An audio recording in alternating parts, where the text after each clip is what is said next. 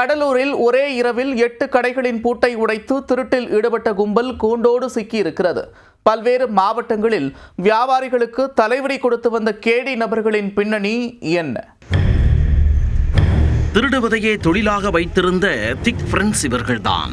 கடைகளின் பூட்டை உடைத்து கை வைப்பது, கலர் காஸ்ட்லி பைக்குகளை தூக்குவது என இவர்கள் அட்டகாசம் எல்லை மீறியது. தொடர் திருட்டில் ஈடுபட்டு போலீசாரை சுற்றலில் விட்ட ராபர்ஸ் வசமாக சிக்கியது எப்படி? கடலூர் சிட்டியில் கடந்த 13ஆம் தேதி நடந்த மெகா திருட்டு சம்பவம் ஊரையே மெர்சலாக்கியது. அடுத்தடுத்து 8 கடைகளின் பூட்டை உடைத்து பணம் மற்றும் கடைகளின் வெளியே நிறுத்தி வைக்கப்பட்டிருந்த விலை உயர்ந்த பைக்குகள் உள்ளிட்டவற்றை மர்ம நபர்கள் திருடிச் சென்றனர். இது குறித்த அடுத்தடுத்து புகார்கள் குவிய மாவட்ட போலீஸ் சூப்பரண்ட் ஜெயக்குமார் உத்தரவின் பேரில் குற்றவாளிகளை பிடிக்க 4 தனிப்படைகள் அமைக்கப்பட்டன. இதற்கிடையே சனிக்கிழமை காலை கடலூர் முதுநகர் அருகில் தனிப்படை போலீசார் வாகன தணிக்கையில் ஈடுபட்டிருந்தனர். அப்போது அவ்வழியாக 2 பைக்குகளில் வந்த 4 பேரை போலீசார் மடக்கி பிடித்து நிறுத்த முயன்ற போது அதில் 2 மட்டும் பிடிபட்டனர்.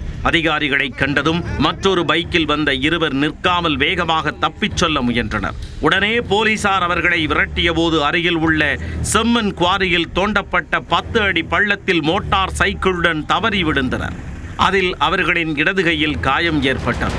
இதையடுத்து காயமடைந்த 2 பேரையும் சிகிச்சைக்காக கடலூர் அரசு மருத்துவமனையில் போலீசார் அனுமதித்தனர். இவர்களிடம் நடத்தப்பட்ட விசாரணையில் அவர்கள் உளுந்தூர்பேட்டையைச் சேர்ந்த மணிகண்டன், ஐயனார், அருள், ஐயப்பன் என்பது தெரிந்தது.